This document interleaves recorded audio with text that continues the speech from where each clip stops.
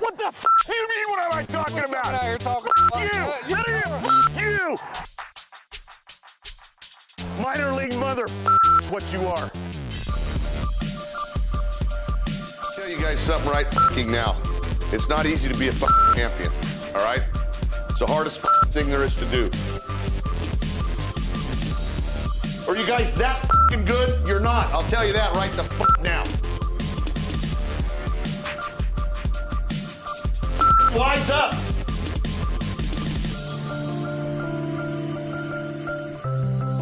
Buddy, go ahead and say what the you want to say. Love you. All right, welcome to this week's episode. It's going to be a great show. It's 86, the Wally Backman Show. He's Wally Backman right there. Good to see you, Wally. How are you today, brother? I'm doing great today, Bruce. How are you, my friend? I'm doing excellent. I like to make small talk with you, but today, Wally, we're going to make this very small talk because waiting in the wings is a great guest that you've lined up. I have to say, one of my favorite Mets, and truly the guy that showed us Met fans, with all due respect to you and Eddie Lynch and Hubie Brooks, Mookie WIlson got some of the pub back there, probably because of the unique name. And to me, he was the first block that said, misery is over, good times are coming, Met fans. And so we're going to talk to Mookie WIlson here in just a moment. Wally, real quick, Mookie WIlson is a teammate for you? Hey, one of my best friends and one of the key ingredients to us winning the World Series in 1986. Yeah. All right, without further ado, and included, by the way, not sure if Mookie's ever done this. We're going to go through the most famous at-bat in the history of the New York Mets, and Mookie can tell us his mindset, what he's looking for, and all that stuff. Let's get right to it. It's the great Mookie WIlson on 86th with Wally Backman. Mookie WIlson. Little roller up along first. Behind the bag. It gets through Buster. Here comes Knight, and the Mets win it. All right, it's 86, the Wally Backman Show, and this is one of the great honors, one of the great pleasures, and we welcome to the program one of the heroes, if not the hero of Game 6, and we're going to go through this exciting at-bat. Ladies and gentlemen, Met legend Mookie WIlson joining us here on 86th. And Mookie, I'm Bruce, and of course, I know you know that guy up there, Wally Backman. It is great to have you on the program. Thanks for some of your time. Again, thank you for having me. All right, Mookie, we're going to go through this at-bat in just a few minutes. It's the most epic at-bat in the history of the Mets, and that's saying a lot considering the tens and tens and tens of thousands of at-bats. Yeah. But let's we started this out talking about the building of the Mets starting in 1980. You and Wally, we had Eddie Lynch on the program last week, and you started to see a little bit of talent. Mookie, I remember the first time I heard your name, Bob Murphy was doing a game in Atlanta. It was another bad Mets season. And he said, Met fans, there's reason to be really optimistic. The Mets have a young guy down in Tidewater, I believe at the time, named Mookie WIlson. And he's going to be up in the big leagues real soon, maybe next season. And he was right on the money. Can you talk about being drafted by the Mets, a team that, was pretty woeful most of their existence, and just give us your thoughts on being drafted by the Mets. Well, first of all, I was complete shock when I was drafted by the Mets. So I didn't really follow Major League Baseball a whole lot. And in all honesty, I wasn't even a baseball fan. I was a baseball player. If I didn't play baseball, I wasn't interested in watching it, to be honest with you. Mets drafted me in, in 77. That was the total shock. I had no idea. Baseball was not a career choice for me. It was something I did because I loved it. It gave me an opportunity to go to school. So it's not something that I was planning and preparing myself for over the years. So when I was drafted by the Mets, be honest with you, I knew nothing about the Mets. I didn't know where the Mets played. I knew nothing about the Mets. In South Carolina, you don't see any Met games. You see Brave games or Dodger games. That's it. Back then we had what we call Wild World of Sports. Back then you only got to see the Dodgers or the Braves. That was it. Yeah. Or the Yankees on occasion down in South Carolina. So it was a total shock to me. I had no idea who the Mets were. Had you ever been to New York, Mookie? I had never been to New York until I got called up no, no, in September. I didn't know in New York. I knew it was cold. I knew it like that. But other than that, I knew nothing of New York. Didn't know anything about Flushing. Didn't know anything about Manhattan. Didn't know about Brooklyn, the Bronx. I mean, those are just words in history books. But yeah, I knew nothing about New York. Nothing. Not one Yeah, single thing. I'm the same way, Mook. I had never been to New York until we got called to the big leagues. It was crazy. I lived with a former player. I don't know if you remember him, Keith Bodie, that I played with in Double A, but I stayed at his family's house in Brooklyn and seen some crazy stuff. But what a rare thing to come up with. I live in Oregon still. I had never been east of Salt Lake City, and now I'm Yeah, in New York City, and it was crazy, man. I know the feeling, man. I didn't go past North Carolina. As far as I went, man. North Carolina. Hey, But how'd the you only do? Did difference, they South have that Carolina. hurricane? Huh? You get any part of that rain and stuff there? Oh yeah, we had lots of rain, man. We still trying to drain some of the water off the land. I mean, water's just running everywhere. But I didn't get the wind because I'm a little more inland um than like Myrtle Beach and Charleston and Savannah, all those areas. But yeah, we got plenty of rain, but we did all right. We did all right. Mookie, Okay, when great. did you first meet Wally Backman? Um, in Jackson, in, in Jackson, man, that's the first time I met Wally. Yeah. Because when I signed, Jackson, I went Mississippi. straight to Warsaw, Wisconsin. I don't know where Wally went. Wally, where did you go? Well, I was young. You were older, Mook. I went to Yeah, I Lynch, know. or not to Lynchburg. I went to Little Falls at first. You went to Little Falls. Little Okay. Falls, New York. I remember and Bruce, people don't know this, but Mookie and his wonderful wife, Rosa, they got married in Jackson, Mississippi with Yeah. everybody holding bats over the Yeah. top. It was a memorable thing. And Wow. you make sure you tell Rosa I love her, Mook, after you're done with this. What a special day. Yeah, it was great. Um, and that was my first full season because I only played a month in Warsaw, only a month. That was it, and then I went to Double A. So that was yeah. So Mookie, if you hadn't played baseball, what Uh, was your mindset then of what you were going to do for a living if you had settled in on something? well, back then I was raised on a farm, which is no secret. But and was determined not to be a farmer. I was not going to be a farmer at all. I watched my father do it for years. I wasn't doing that.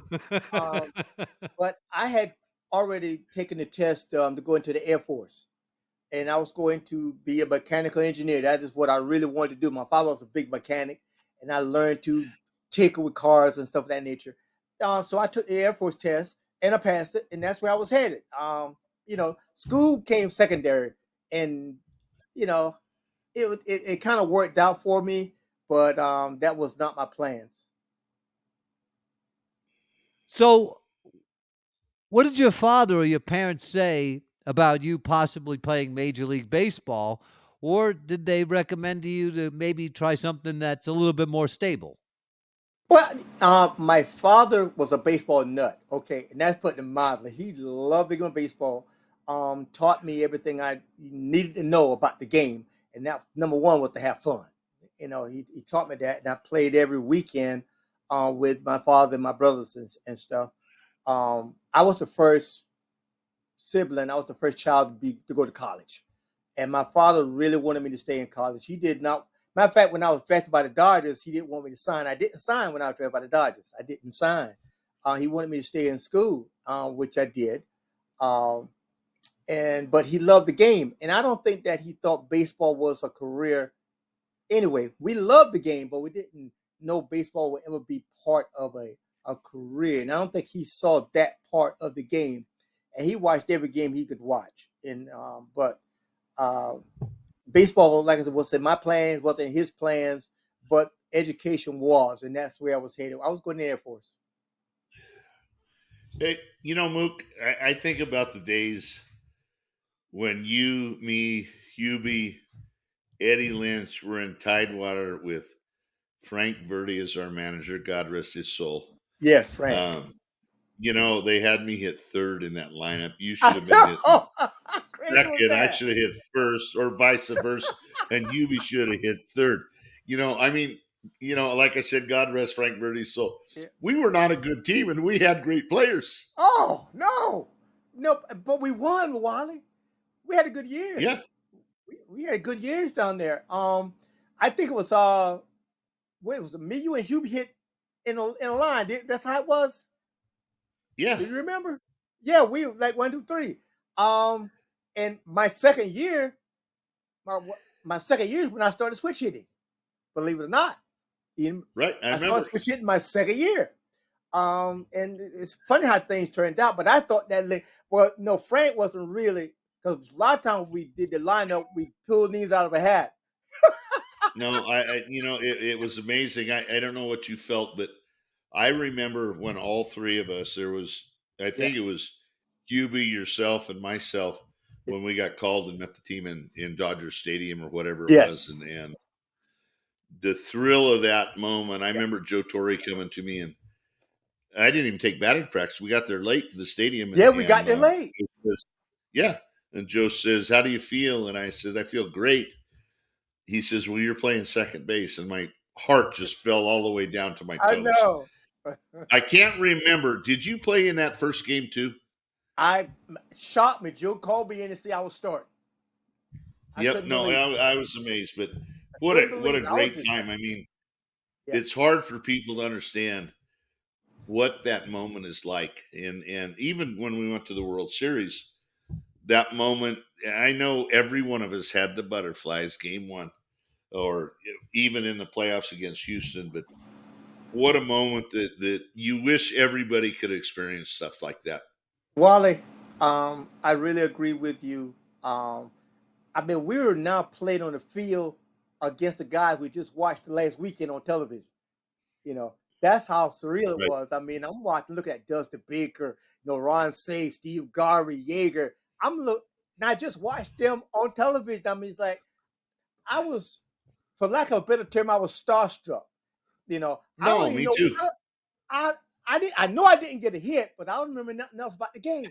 I was too busy watching the other guys in the other team. It's amazing. So did you guys both make your debut on the same game? Dodger Stadium.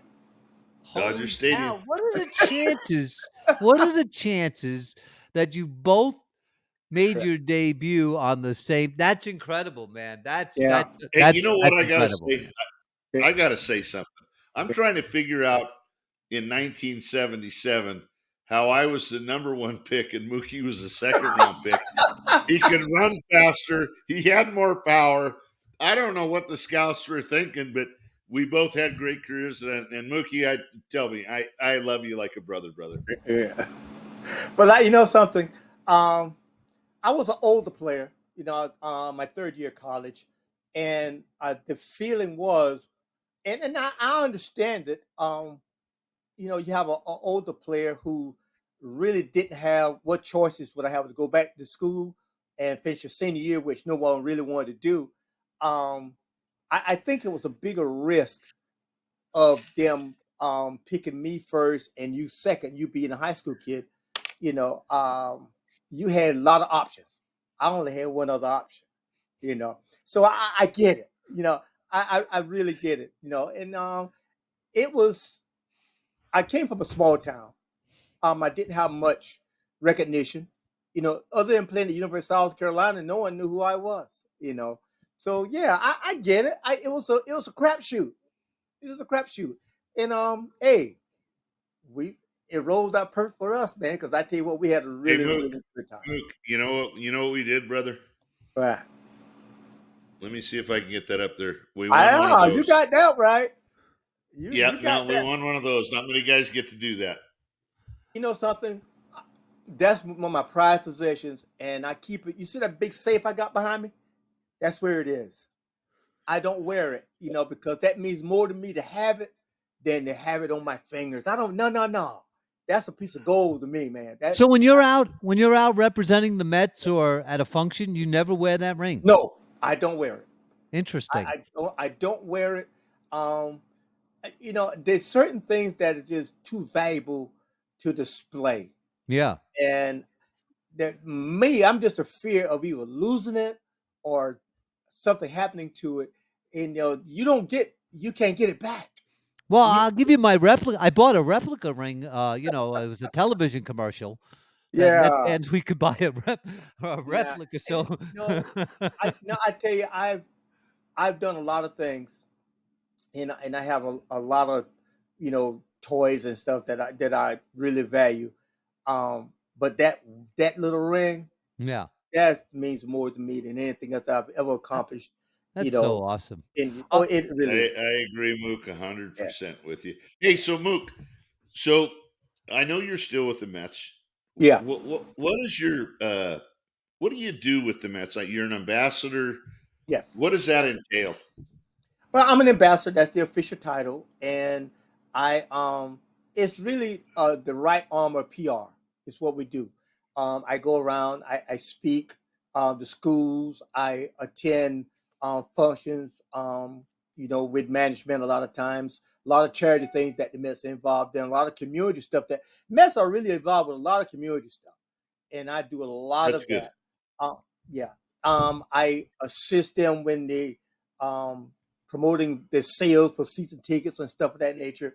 Um, I basically, to make a long story short, I shake hands and kiss babies. That's what I do. yeah. Yeah, That's all And right. hey, It's they're lucky to have you, brother. we're joined by I the tell great. you, We're it's a lot joined of by the fun. great Hey, Mookie WIlson. Sorry about that, Wally. how We're joined about by the great fantasy Mookie camp? You going to WIlson. fantasy camp this year? Oh, you're going to see me. I'm going to be there for 2, maybe 3 weeks. You know, They haven't called me yet, but I want to go with you, brother. So I I just did it found last out. year. I had a I blast. just found out a couple days ago. I just found Okay. out. Yeah, I just found Okay. out. So I'll be I going haven't down. looked at my email. So, Yeah. but So I go down and get some time off, and get to go down and see my grandkids and spend a week maybe before the camp and stuff like that. Anyway, so it's really good. So no, it's a Mookie, fun time. sorry, Wally. Let me. So 1980, you both called up at the same time. Yeah.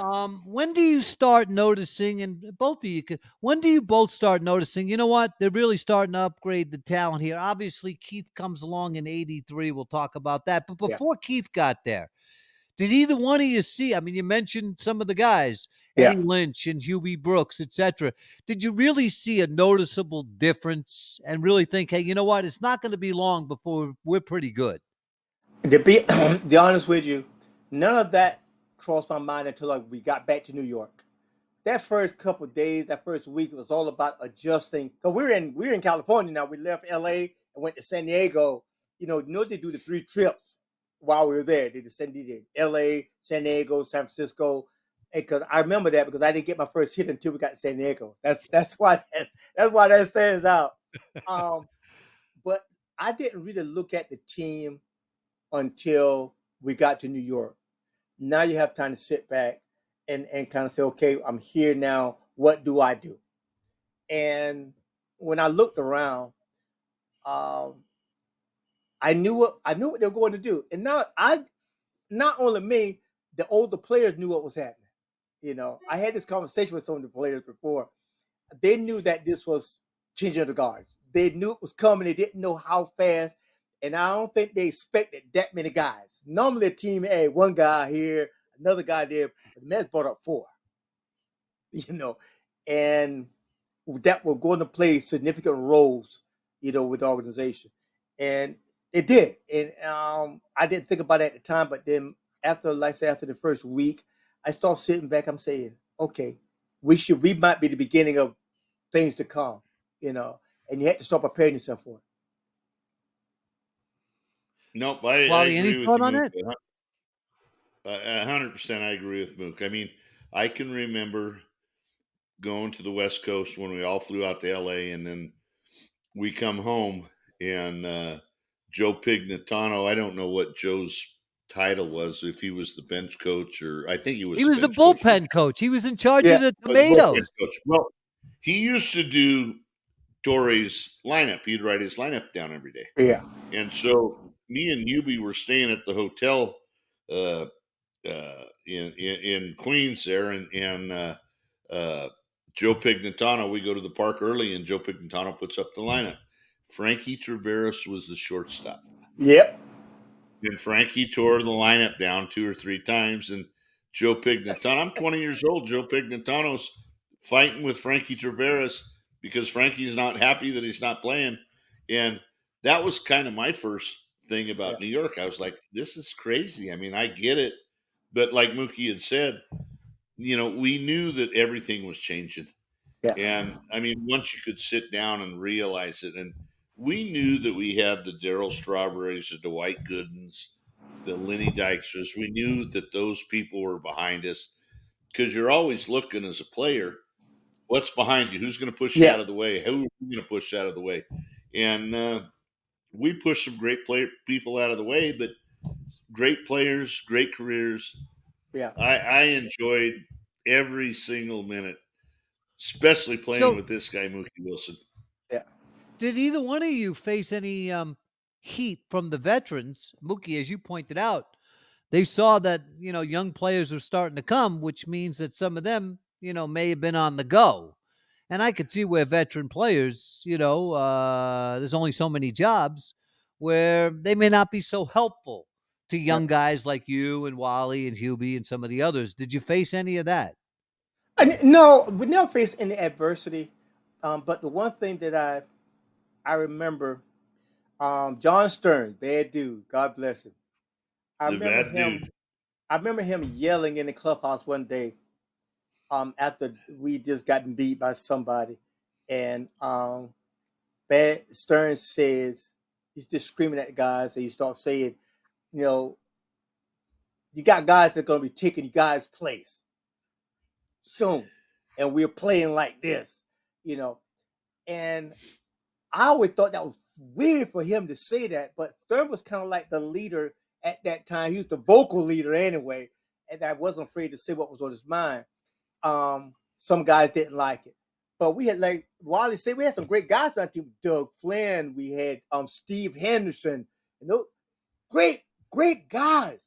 And I see Steve quite often right now. We are good friends, and he kind of took me under his wing and kind of said, okay, this is what happens here in New York. This is what we do, blah, blah, blah, blah, blah. So he really helped me along the way. So I really didn't get in. I didn't get the impression that they didn't want us there. Hmm.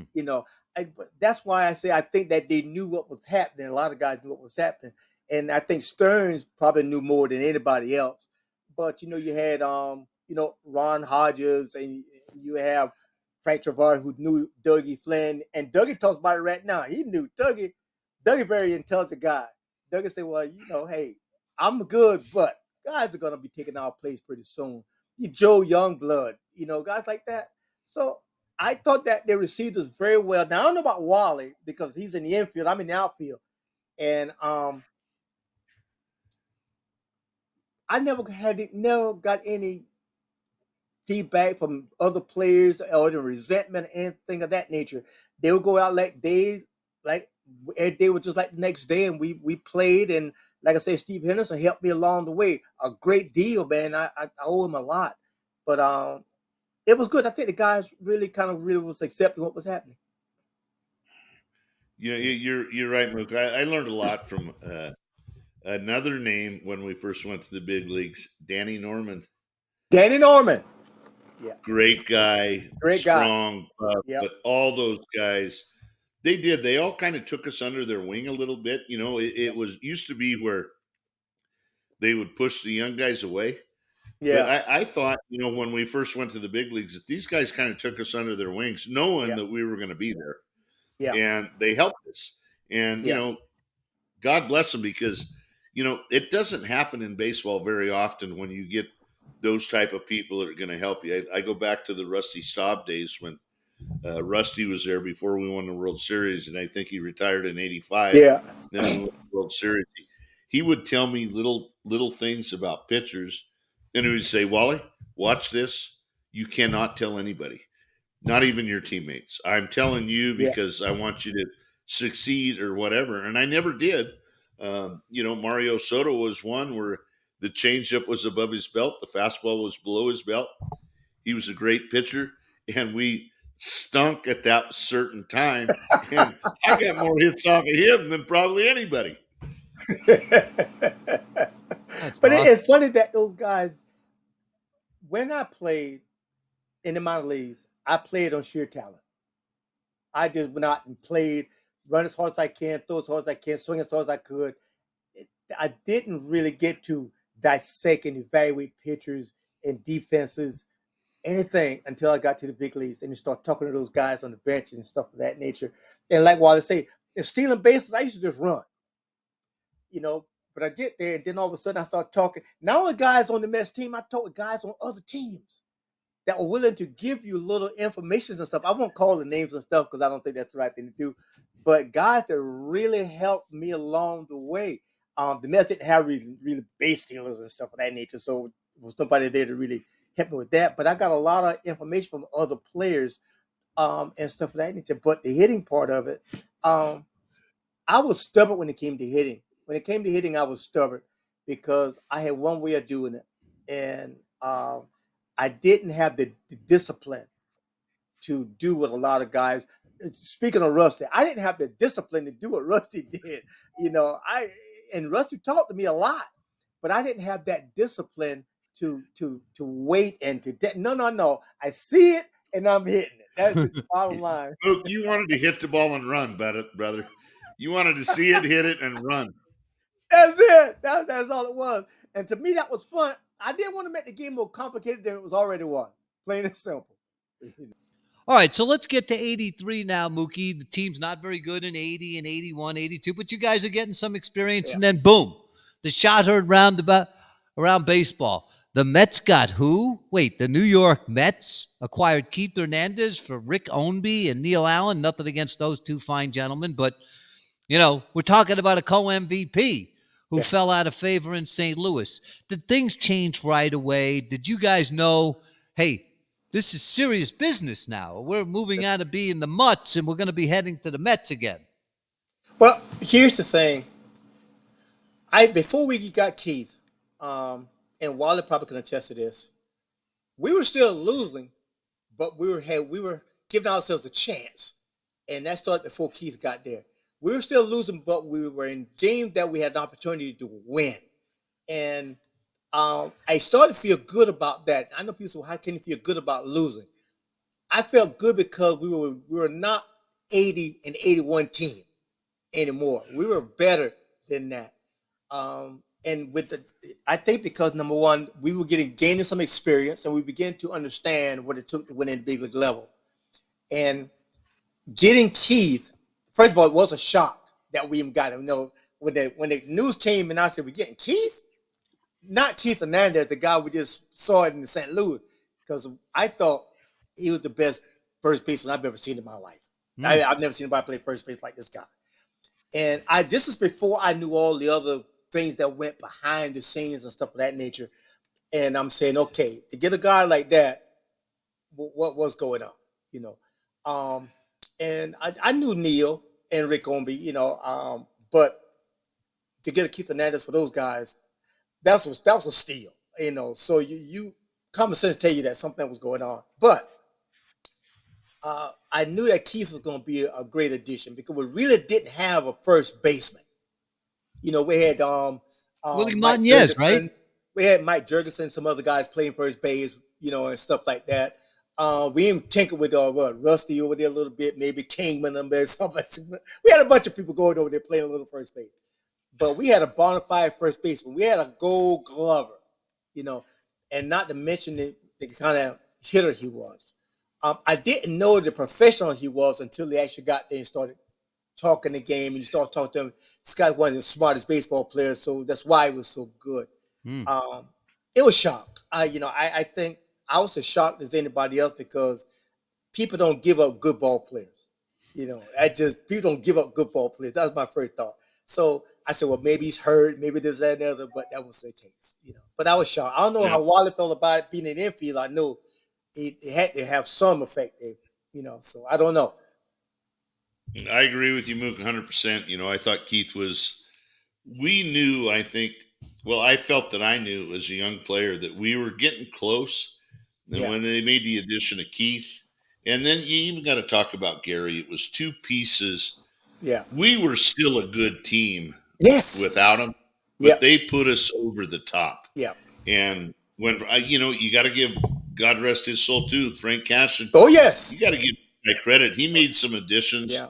that happened. Yeah. I could even go into you being an everyday player and me being an everyday player, and then all of a sudden we had to platoon a little bit.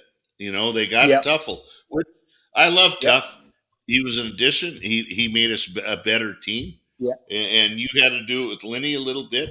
I think that you got to play more than I got to play, but it made us a better team. But at that age, when we're young like that, it's like, God dang it, man! I want to play every day. Yeah. And Well, every day. I know, but Frank had something in his mind that Yeah. he got us over the top. But Gary and Yeah. Keith were the two biggest additions to make us a world champion, I think. Boy, you touched on something that's just fascinating to me. Both of you guys. I mean, it's almost like you're walking in each other's shoes. You're both good players. Yeah. And yet, now you're being told you're both going to platoon. Yeah. And both of those players, they're not bad players either, Lenny and, Oh, no. and Tim Tuffle. Good players. But I'm sorry, when you're a good player, now you're being told that some of your at-bats are going to be decreased. Did you guys confide in each other as somebody going through, rather similar circumstances? That's one thing we never talked about. I never talked about it with players because number one, it wasn't a decision made by the players, and players have their own opinions about what going on with the team and with other players and what coaches do and stuff. As players, part of our job is to second guess the coach. That's what we do a lot of times. But as situations come up, I didn't understand the whole platooning thing, and this is not something that I'm saying as news. I mean, I ain't spoke with the general manager and the manager about it, when it happened, but there was a bigger goal. There was something that was bigger than just what I wanted. There was something bigger than what Wally said. Wally and I, we played against Mountain. We knew what either one of us could do. Didn't matter what side. It really didn't matter. Right-handed, left-handed, it didn't matter. But they saw things a little bit different, and sometimes you have to just go with the flow. And it would have been different if I thought the player that was taking those at-bats away from me was a subpar player.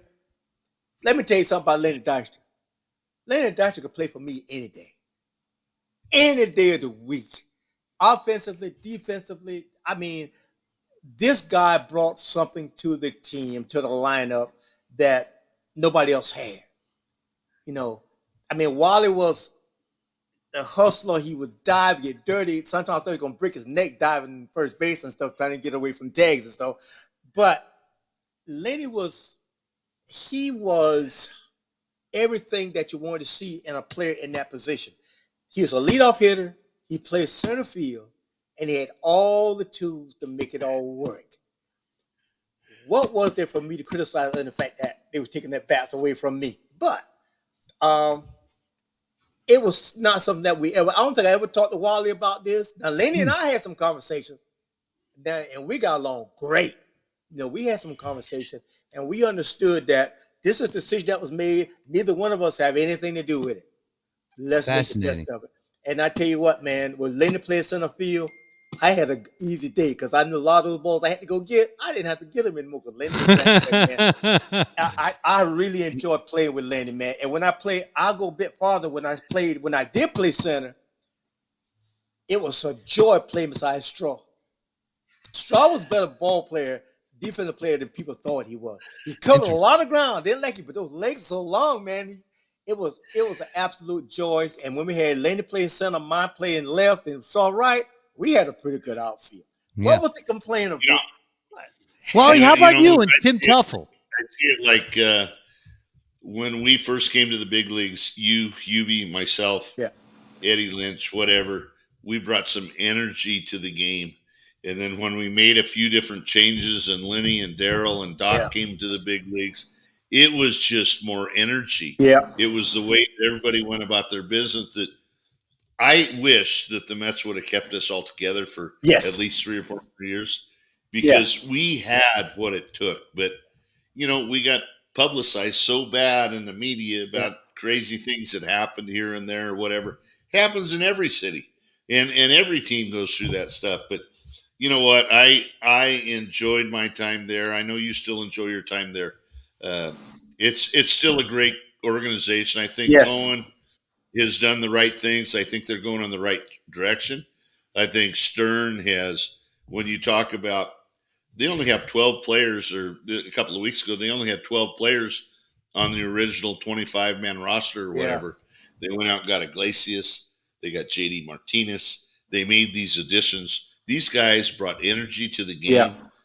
And they have put the Mets into a position where they're in a wild card spot, and they should get there, hopefully. Starting pitching is always the key. We had great starting pitching, but let's see what but happens. no, listen, partner. Okay, that's great and all, but you ducked the question. Mookie addressed the question.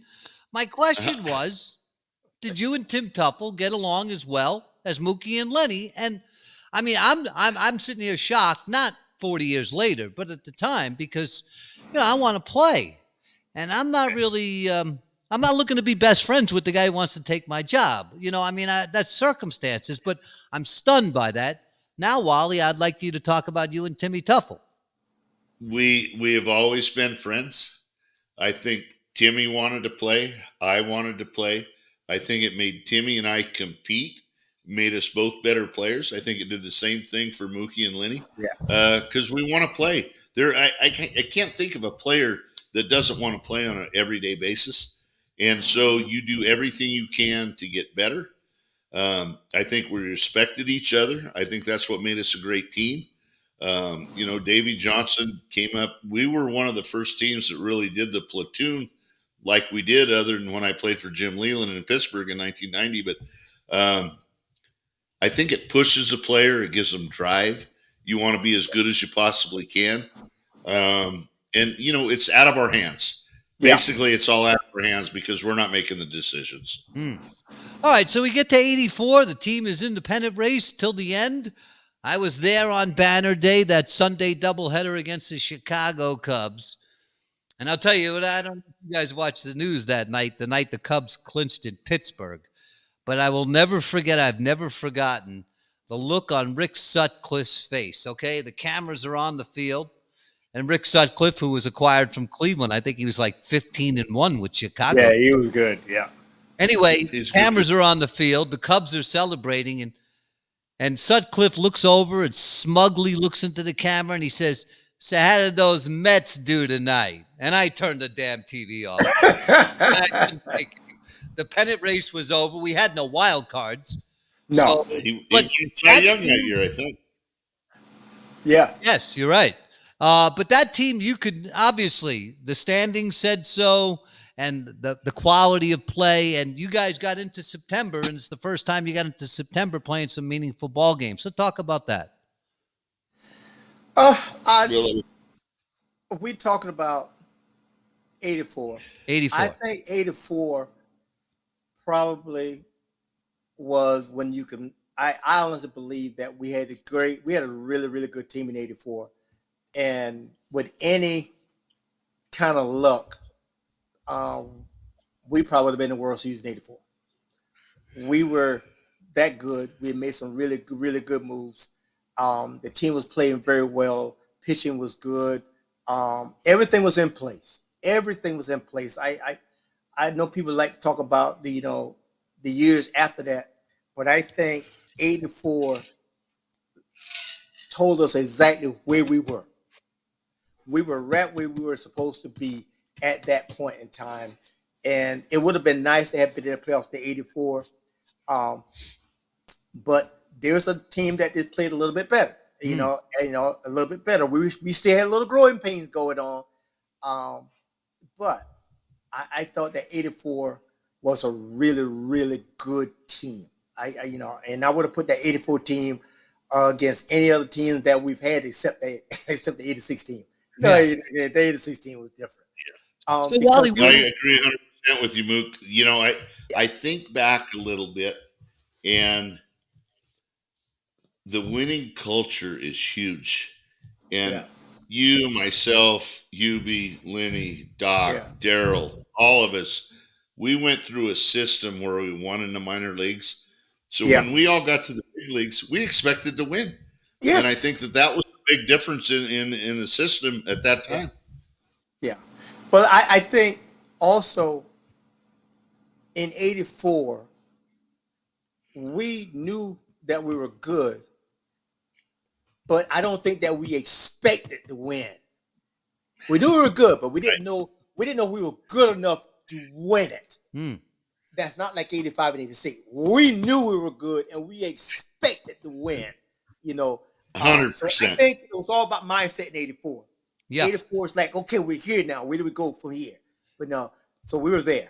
You know, the solace for Yep. me was, I don't know that anybody was going to beat the Tigers in '84 anyway. They started out in '84 like Yeah, you guys in '86. They were like 34-5. yeah, Jack Morris pitches a no-hitter in the first week of the season.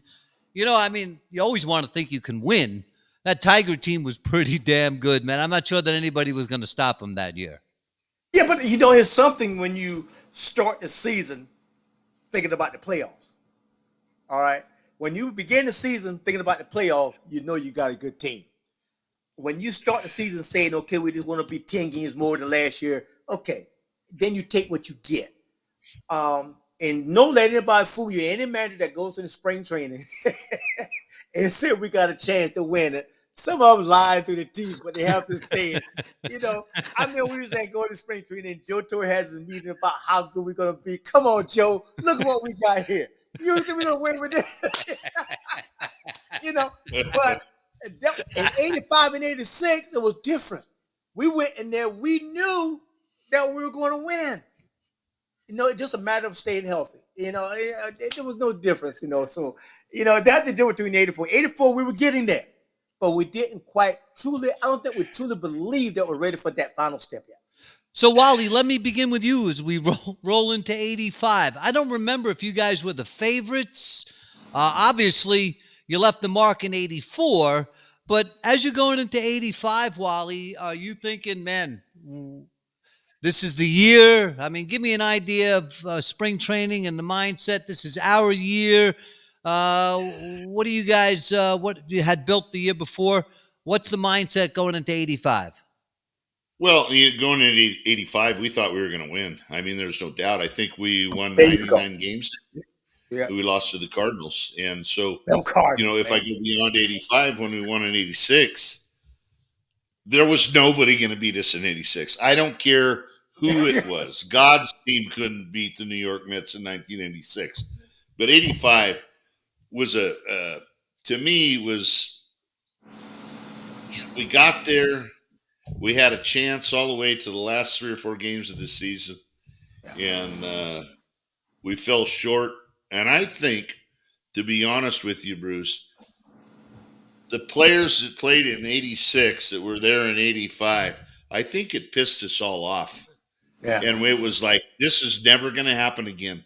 yeah. And that's the way we went about our business in '86, I think. Mookie, you want to add anything to '85 before we get to the great season that is '86? No, I think in '85, I agree with Wally 100%. I think that we believed that we could win. After '84, we believed that we could win. In '85. I think that '85. I don't think no one was more disappointed. '85 was one of the most disappointing seasons that we've had. Yeah. That went with the Mets, because I I think thought so. that was we got it all here. Okay, let's go get it now. And like Wally says, it's a couple games, man. At the end there. All right, so now we're getting to '86. Wally's described how you weren't going to lose, yet you come out of the gate. I think you 2-3 early. Us Met fans are panicking. You know how that goes. I thought we were going to win a ton. You can't be 2-3. This sort of thing. Obviously, it changed. But what are you thinking after just a handful of games? We're supposed to be really good. We're 2-3. Go Any ahead, thought Wally. on that, Mookie?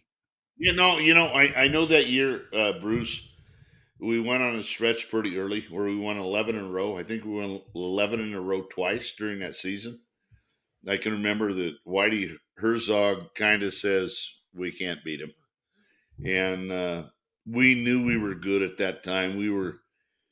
You should have heard some of the plane flights that when a plane had touched down, players would say, "We're here."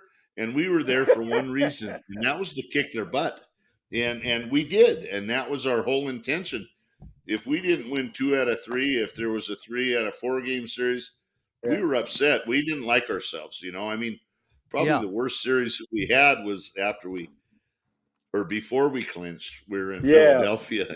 Yeah. That We was partied hard. The players Oh, I was partied there. hard. I was Mookie there. never did. Mookie wasn't that guy, but there was a lot of us that did. But So the Mookie, one-handed spring. catch by Kevin Mitchell. Yeah. Come on, the one-handed catch by Kevin Mitchell. Oh, Have and you ever seen that in no, baseball? I never. Again? No. I never have. Now, Mookie, in '86, you get hurt in spring training. Yes. You get hit with a ball. Yeah. I don't think people realize just how serious that was. Watch it! God, dog it! Man, look, are you all right?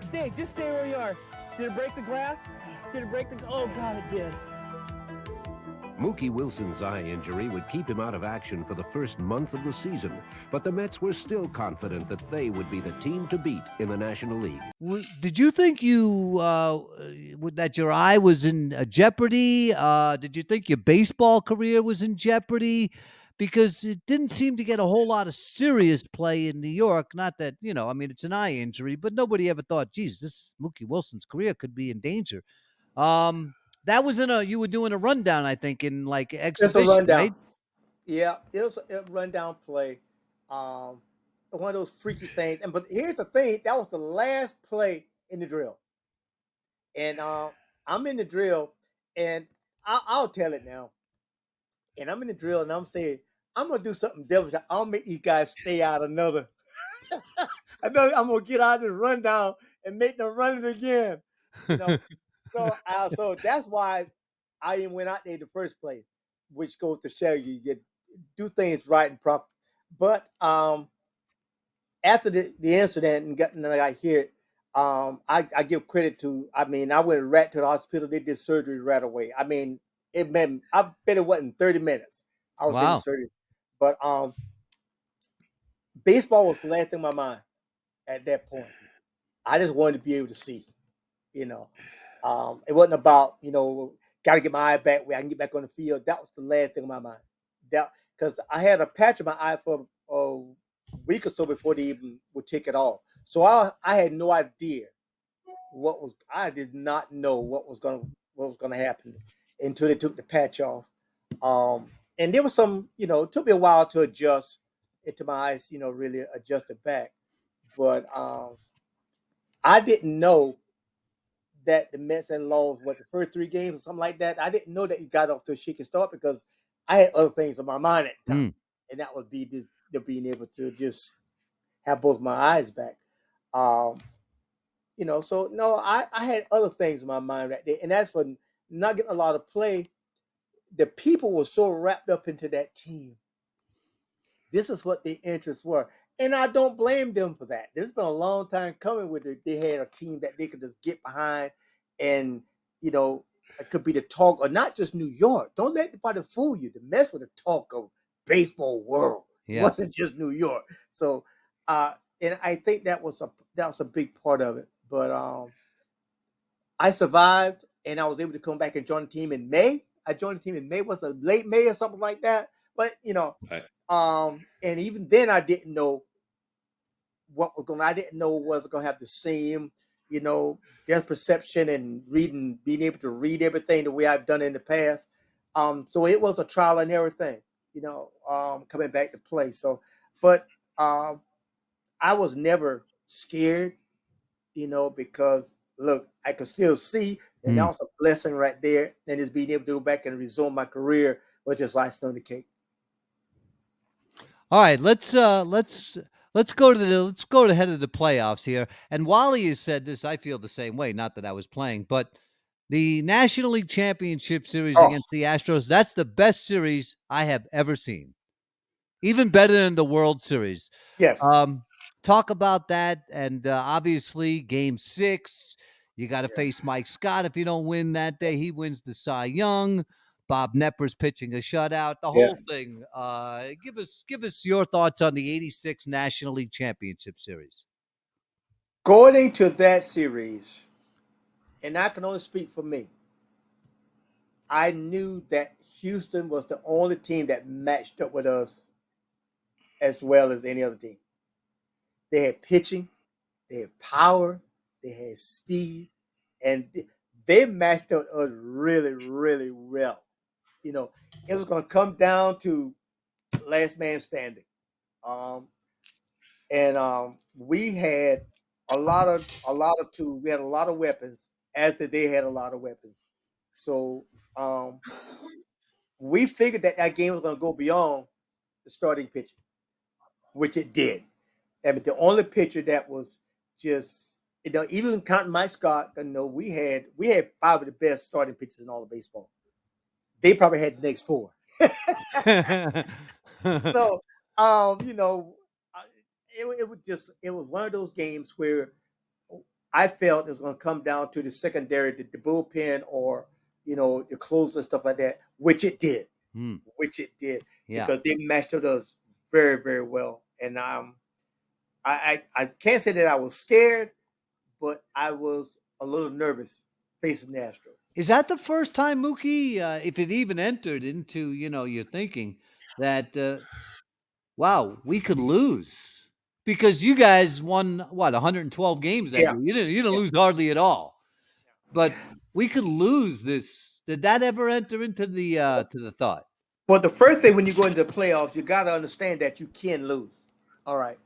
But I knew that and we played our game that we were overall a better team. We were deeper. We had guys sitting on the bench that's been starters all their lives. Mm-hmm. We had a deeper, that bench, you could not put anybody on the field and say, okay, that's a drop off. Nah, we were deep. I think we were much deeper than them. So we didn't rely on one guy having a great game. We didn't rely on our one pitcher having a great game. Man, we had guys in the bullpen that could start on other teams. For instance, Aguilera was the closer for Minnesota for years. I mean, just unbelievable. Kevin Mitchell goes to San Francisco with the MVP. Come on, that team. It was one of the teams where we had a lot of respect for the other team, but we knew that we were better. Yeah, we had that one guy that was giving everybody trouble, which was Mike Scott.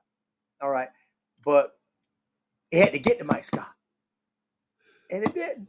Wally, we talk about going into Game 6 of the World Series, and we'll get there. But now you're in Game 6 of the Yeah, National League Championship Series. You're losing.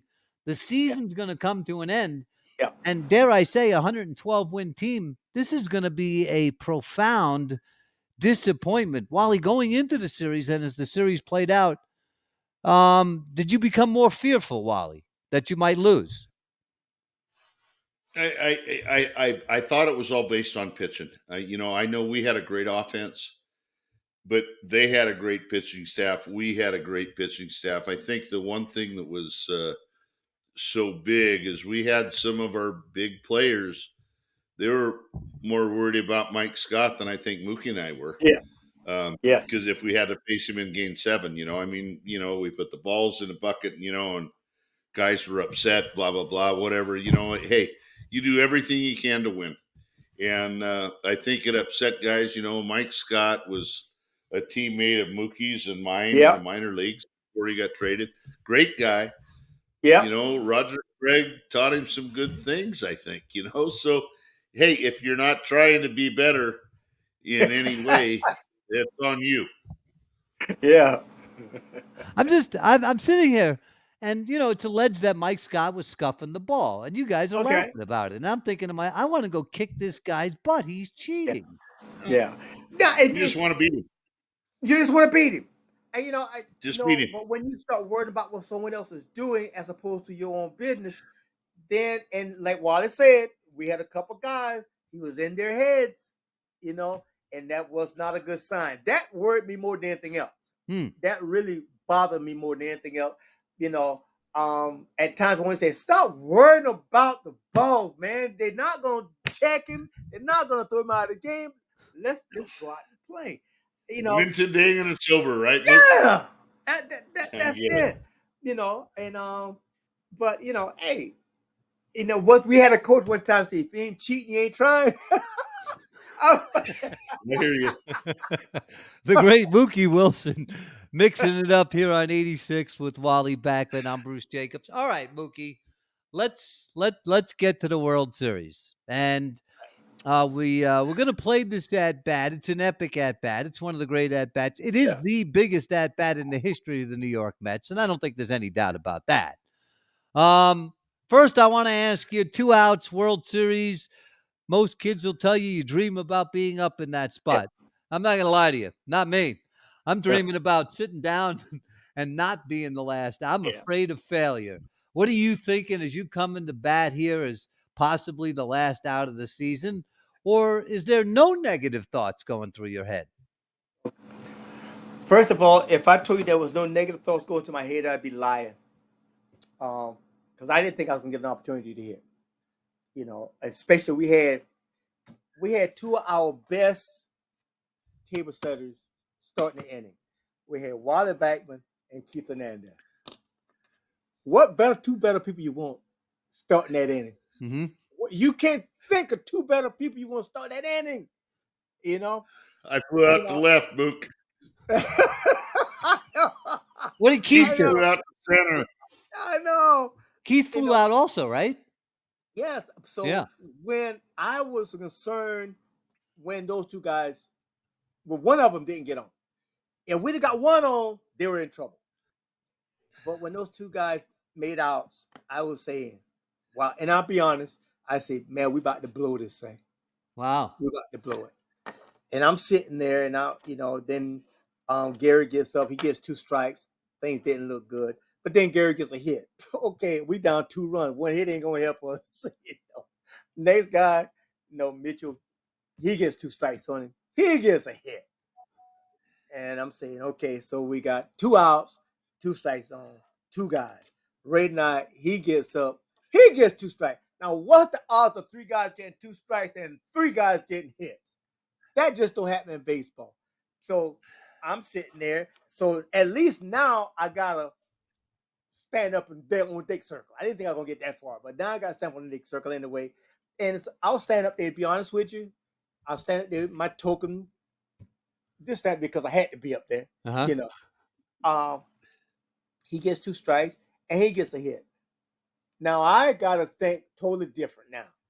I can't think of anything negative. I gotta go up there and I say, okay, wow, you got an opportunity here. But let me explain something first. Anybody that lays down and dream of being the guy, all right, that's great in a dream because in the dream you always win.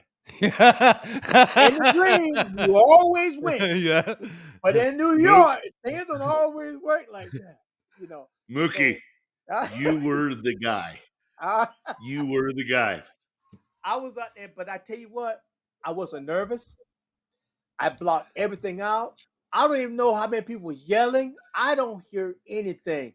Wow. All I know is if he throws that ball and we close the plate, I'm taking my best shot, And I'll be honest with you, I was kind of glad that Kevin was taken out of the game. Not because I knew him very well, Ciraldi. I knew him very well because he was a teammate as well of ours. Right. But when Bob Stanley coming in, I felt really good. Oh. I felt really good because I could eliminate a bunch of things because I knew what he was going to do. I knew he was going to a little sinker away. He's going to try to get you a rollover, which I did roll over. I did, but at least I knew. Kevin, I just didn't know I knew it was going to be hard. Whatever you do was going to be hard. But you know what, Luke, my last question. my last question to you, and you've been great. I would love to have you back, and maybe not as long because you probably missed dinner. Rose is mad because your food is cold. But my last question to you, Yeah. Mookie, is how did you know? No, my last question is really: there's no way that anybody's was gonna beat you to first base, even though Uh-huh. Buckner made that error. Yeah. The pitcher wasn't going to beat you. I've watched that play No. 100 times, No. and you were still going to be safe. And unfortunately, again, God bless Buck, great guy, whatever, great player. Probably should have been in the Hall of Fame, but that play Should be. basically hurt him real bad. The guy with 3,000 hits, but there was nobody going to beat you to first base, and everybody was. They make that error such a big deal, but you know what? You were safe no matter what. Yeah. Believe it or not, Butler and I, we've had a lot of conversations. When I say a lot, many conversations about that play. And he and I both agree that if he catches the ball, he's not going to beat me to the bag. He's not No, going there was nobody going to get you. to the bag. I mean, it's all academic now because, he missed it and we don't know what Hojo is going to do. Hojo's the next hitter. So we don't know. But the key thing is that the score was tied. Yeah. They were but out of pitchers. We still had 3 left. not at the Anything beginning. can happen. I'm sorry. Well, let's do this. Let's roll this. We have the at bat.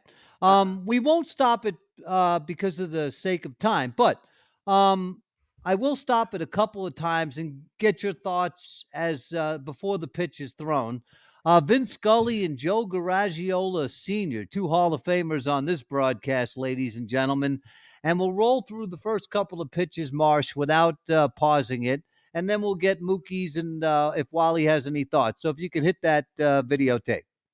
Calvin Giraldi couldn't do it, and it's up to Bob Stanley, and it's up to Mookie Wilson, and the crowd is alive again, and Rick Aguilera praying that he'll get off the hook. Mookie Wilson struck out, single to right, grounded out, and then sacrificed, and that was the bunt that Gedman fielded and threw high to Spike on at second base. Dale Ford just checked that ball, rubbing it. Now he's going out to talk to Stanley. I wonder what that's all about. Stanley throws, among other things, a palm ball.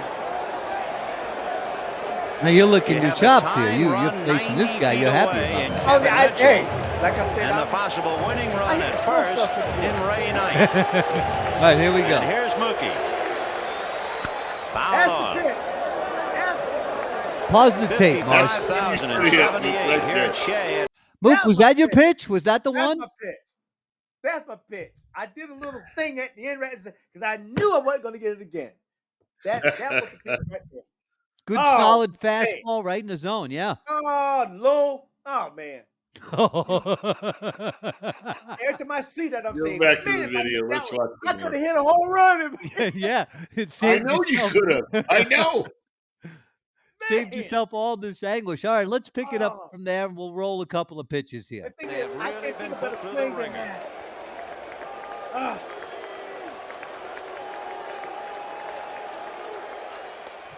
1 ball, 1 strike.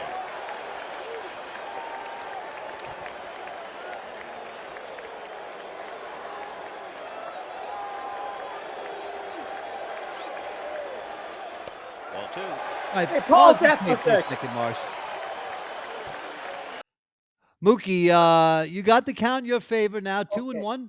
And we all knew you liked to swing the bat. You weren't looking for a ball. You like to get up there and get your cuts in. If you see where I'm stepping. So what's your approach now? It's 2-1. What are you thinking? I'm cheating outside big time. I'm gonna take that little that sinker you got out there. I'm stepping that. That's where I'm going. I'm looking away because if he's gonna get me out, that's where he's gonna get me out there, and I am cheating out there big time. Okay, I'm looking out there big time. All right. But we go on there. All right, here, pick it up. Let's roll it with Vin again. And on deck, Howard Johnson, who had that most important at bat in the 9th inning.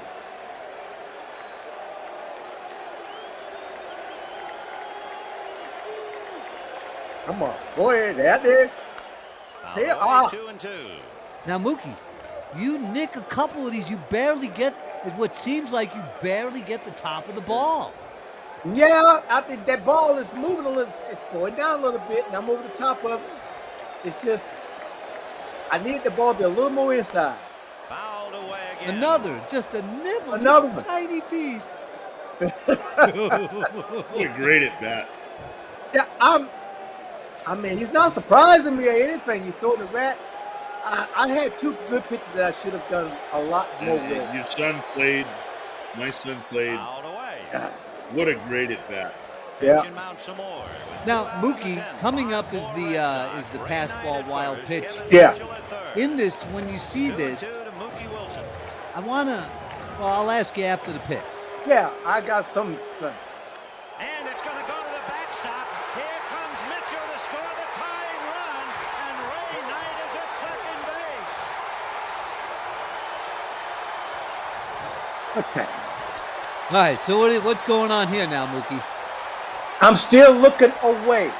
I'm looking away, and if I'm not looking so much away, I don't have to jump out of where that ball. But I'm stepping, I'm looking out there, so it made the ball appear more inside than it actually was. Yeah. And if you look back at it again, I think maybe the ball, there's no way that ball don't hit me if I don't. All right, then we get back to the battle. This is the closest one to being caught right here. Yeah. That pitch was up a little bit. Little inside. Yeah. That's okay. Yeah. I don't mind it being down in there. See, that ball don't hit me if I don't. That's not going to hit me.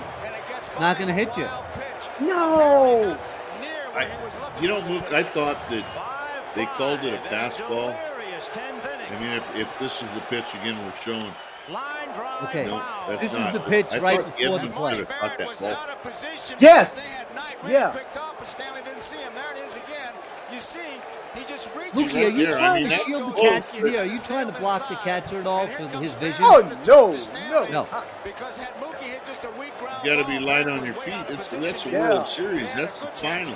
That you could have won the whole thing. But hey, we won, Luke. That's the bottom line. All That's right, here we go. That's all that matters. This is it right here.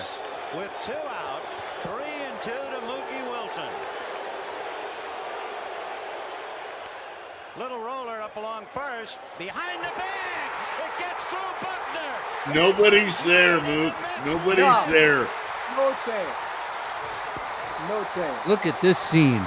Look, Mookie. Now, Wally was the second one. Hojo, I think, was the first one at the plate. I think I had Wally as the second.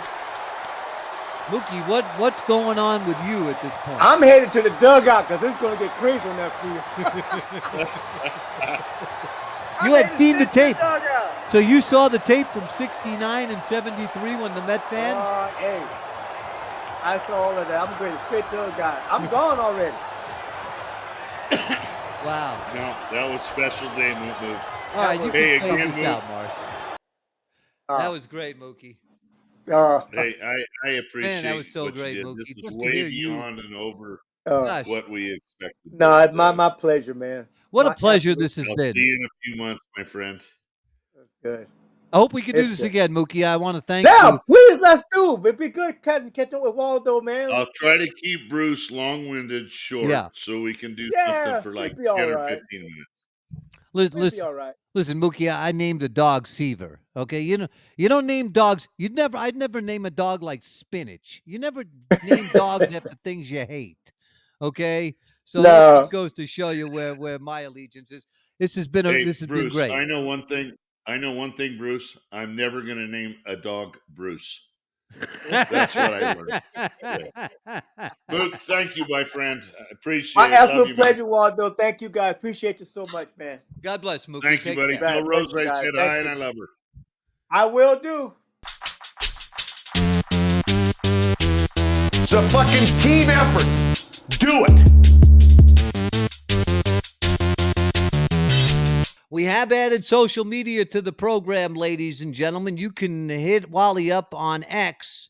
It's Wally, WALLY, not IE. Hey, Wally, do a lot of people spell your name with an Yeah, they IE, do. by the way? Yeah, they do.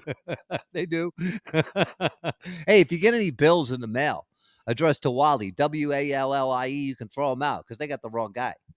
Okay. Checks are acceptable. Bills you toss. And I never got it. I have no idea who this Walleye guy is. Anyway, you can reach Wally on X, Wally_Backman6. The social media has been rolling in.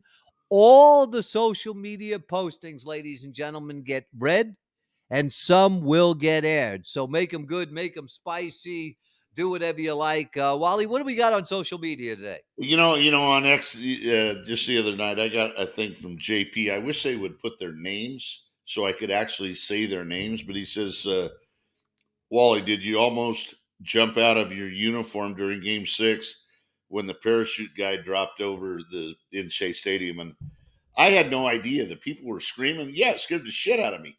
I didn't know it was going to happen, but no. Again, I wish these people would say who they are. Um, Another question was from David K.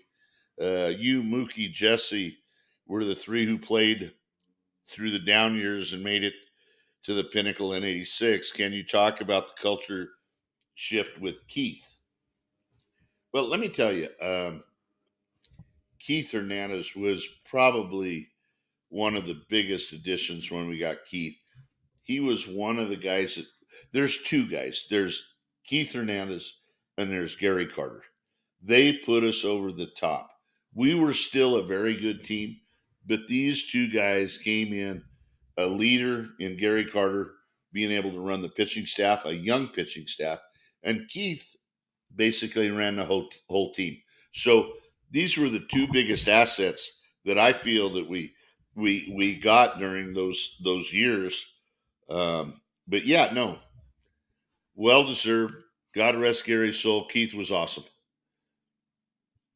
So, Wally, how long before you think Keith started to make his presence in the locker room? And here's what I'm thinking.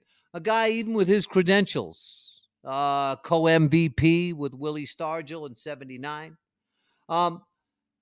If you come in right away and you try to take a leadership position right away, I'm thinking some people might reject you. So when did you feel like the influence of Keith Hernandez really started? Was it the moment he walked in the clubhouse?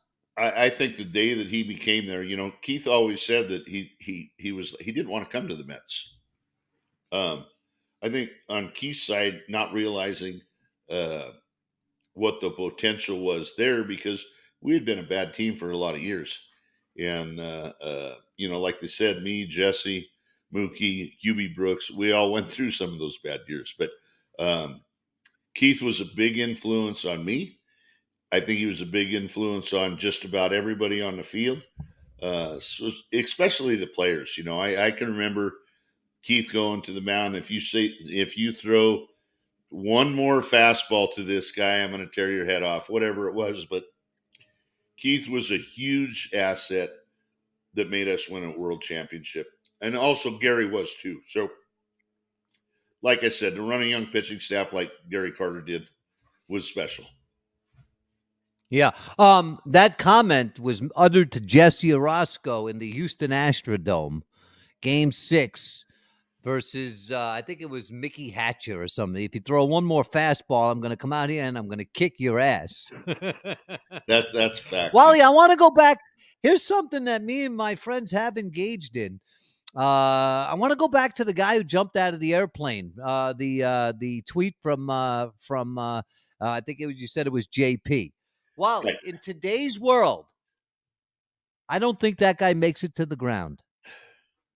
In today's world, if somebody jumped out of an airplane over a stadium, I don't think he lands on the ground.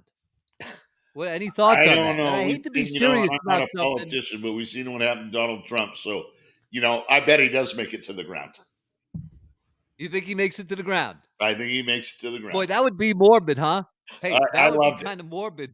I People love it. betting in the I've watched stands. Do you that think he video a makes few it to times, and every time I watched, I know that I cringed my neck, and I was like, "This guy's nuts." So I loved it. Yeah.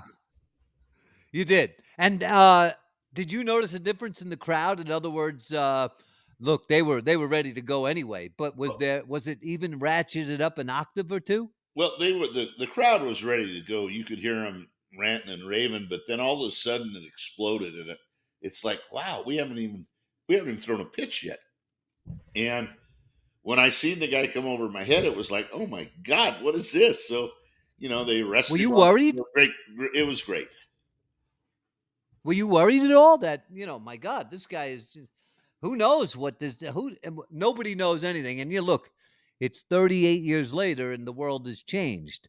So, but you were never concerned that he was there to harm anybody's safety? He wasn't going to harm anybody. The only harm he could have done was he kicked me in the head. I might have played better.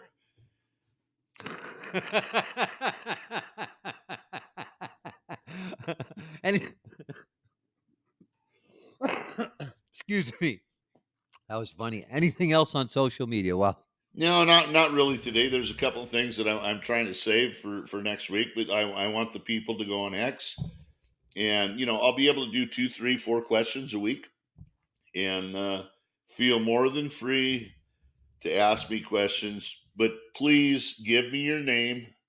Everybody's got something different on social media. Give me your name so I can use your name, and maybe you can show it to all your friends and buddies. all right. So it's Wally_Backman6 on X. We'll have more for you on YouTube and also on Instagram in the next coming episodes. When we come back, it's Last Licks, ladies and gentlemen. It's Wally's final shots, my final shots and praises of the week. It's 86th with Wally Backman. All right, let's go. All right, it's our last segment. It might be no, Wally, my favorite segment today, Wally, and normally it's, the first one with you. But, Wally, I want to say this to you. You have made this host very happy.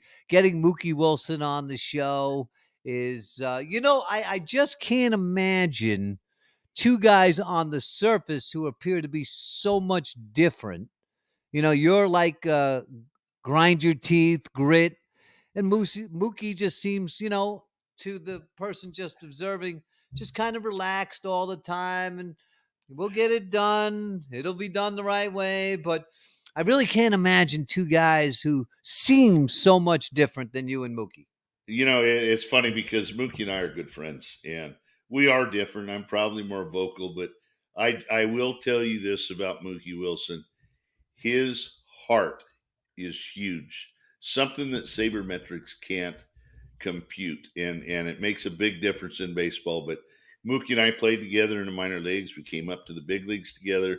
What a special individual. He got married in Jackson, Mississippi on the field with his wife Rosa. So Wow. very dedicated person. By the way, ladies and gentlemen, if you want to get hold of us on social media, it's Wally_Backman6 on X. Also, next week, the great voice of the New York Mets, Gary Cohn, is scheduled to be our guest, and we certainly look forward to that. All right, Wally, this might be outside of talking to you and Mookie WIlson. My favorite segment. It's short hits, it's little shots, it's praises. It's called Last Licks. Let's get right to it, Wally. And I'm going to start Last Licks today, Wally, with something I don't think I've said in at least 15 years because I really haven't cared at all. Kudos to the United States men's basketball team. Wally, I haven't really watched much Olympic basketball because I felt like if I care more than they do, that's probably not a good thing. But I want to say unequivocally, this was great basketball. You can tell this team, and I mean every single member from LeBron James to Kevin Durant, really, really were not going to lose this game and wore USA on their sleeves. Kudos to the entire American basketball team for winning their 5th straight gold medal. That is exactly why, Bruce, I want to see the Olympics with Major League Baseball players. So you get to see it with basketball, but I want to see the United States, the baseball, the MLB dominate this sport like they should. And just show people how good playing in the United States, playing in the major leagues, how good it really is. Yeah. I'll tell you, Wally, that game versus Serbia in the semifinals, that's Jokic's team, the great player from Denver. It was just, Wally, edge of the seat. I'm yelling. That's how intense it was at Olympic basketball. So it was great. That's my first last lick of the day. Hey, this might be a little bit off the wall, but let me tell you, as you guys know, I fish a lot. And one of my last licks is caught a 65-pound halibut the other day. You can see my nose is a little bit red. This halibut, when I got it in the boat, it got the Would that best help of to me. kiss you, Wally? It cornered me in the corner of the boat. It was like getting the shit beat out of you by Muhammad Ali. So I had bruises all over me. That's really my last lick. No, but hold on. Look, I'm not a fisherman, okay? I don't play one on the broadcast. I know nothing about it. To me, do you have like a favorite spot? Excuse me. Do you have a favorite spot you like to fish at? Yeah, I put a lot of numbers on the boat. I fish in a lot of places, a lot of different places. I may go 102 miles outside. So hopefully the All right, boat now runs stop. good. How is that like a good, like if I said to you, Wally, I know a good spot for Italian, okay? How is there a good spot for fishing? Like, are the fish waiting for you? Like, how do you know? Like, I Well, don't really understand that, Wally. What does a good spot in fishing mean? let me tell you the truth about fishing. Let me tell you about the ocean. All right. There's only 20% of the ocean have fish in it. So you have to learn, and I'm not giving up my secrets. And we catch our fish. We have a great time, and hopefully we'll be able to put some of these on the podcast. So you'll see some impressive stuff. All right, my next last lick, Wally. I'm 1-0 in the prediction business. Kudos to me. I gave you the Giants over the Lions in the exhibition opener last week. Hey, am I not Nostra Brutus or what, man? Huh? Hey, Wally? Huh? you're lucky. There we That go. exhibition doesn't mean shit, Bruce. Let's get to the Wally, season. What's that? I ranked the 4 major sports. Listen, exhibition is exhibition, okay? To me, it's all, if you don't care about the outcome, then I'm probably not going to watch. But there are some reasons. In the 4 majors, from the worst to the best, quote unquote, in terms of exhibition, hockey's the worst for me. It's a bunch of big guys who want to fight to show the coach. And, man, it's so boring, man. There's not much hitting between, the more experienced players and then and the call-ups or the young guys trying to make the team. A lot of them just want to fight to show the coach that, they can play that role. Exhibition hockey is absolutely awful. Next is the NBA. They don't play any defense in the regular season. They think they're going to play defense in exhibition basketball? Please. Next is Major League Baseball. And to me, the best, quote unquote, is the NFL. And by the way, after the first quarter, there's no reason to watch anymore unless you're looking for the young guys. So that's my exhibition from best to worst. Frankly, I think you guys, how many exhibition games did you play in a season? Like 30, like 40, like half a season? It like never ended. It was probably 30, but I got to disagree with you. Hockey is my best because I actually took my mother and father to watch a game in Madison Square Garden. It was the Rangers against the Flyers. And I said, you're probably not going to see much in this game because it's the last exhibition of the game. And let me tell you something. There was more fights, more blood on the ice than I've seen in a regular hockey game ever. So hockey is my number one. What are you, a barbarian? What is blood? No, I love hockey. It's my favorite sport to watch on TV. All right, there you go. Ladies and gentlemen, next week we will feature the voice of the New York Mets, Gary Cohn. He's scheduled to join us on the program. We're looking forward to that. Make sure you send in all your social media. We've got Instagram. We're on YouTube. And also you can hit Wally on Twitter, Wally_Backman 6. For Wally Backman, I'm Bruce Jacobs. It's 86, the Wally Backman Show from Soundville Media. We'll see you next week.